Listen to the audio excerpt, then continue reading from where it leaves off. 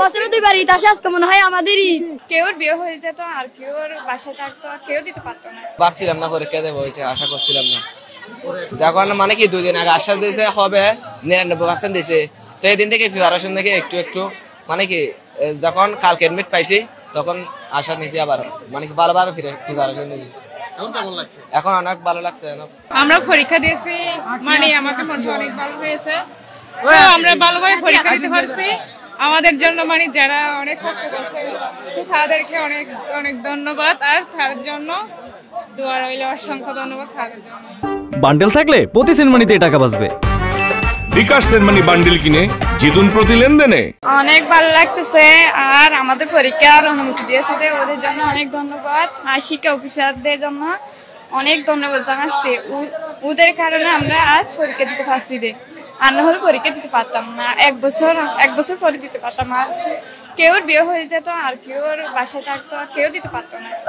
আমাদের অনেক ভালো লাগতেছে, আর পরীক্ষা কি বলবো, অনেক ভালো হয়েছে পরীক্ষা। আমি নার্স হবো, আমার স্বপ্ন এটা। আছে ইনশাল্লাহ সবাই পাস করবো।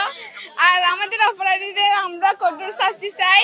তারপর যারা আমাদের মানে অন্যায়, আমাদের স্কুলের মধ্যে যারা অন্যায় করছে, আমাদের জন্য টাকা খেয়ে ফেলছে, আমরা তাদের শাস্তি চাই।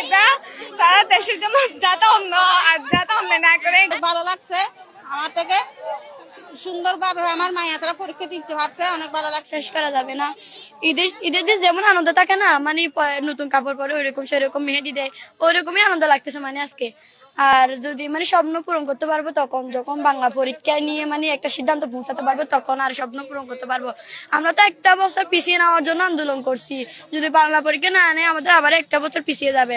আমি চাই না একটা বছরও পিছিয়ে যাক, মানে একটা বছর পিছিয়ে না যাওয়ার জন্যই তো আন্দোলন করতে হয়েছে।